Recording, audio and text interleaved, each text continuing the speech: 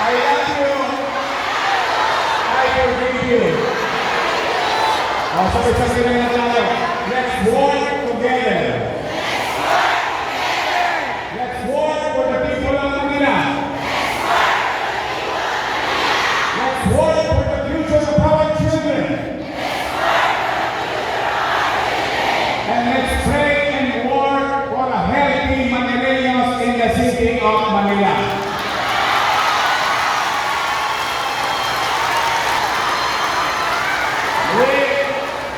I hope the message is clear.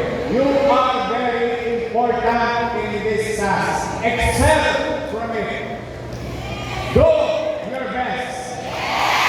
You will chosen for part of the organization because you are the best.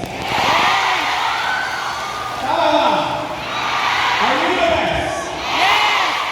Children, boys, pahingan natin, are you the best?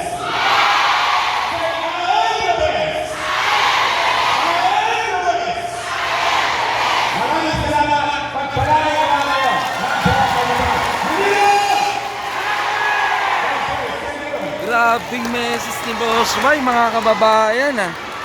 Woo!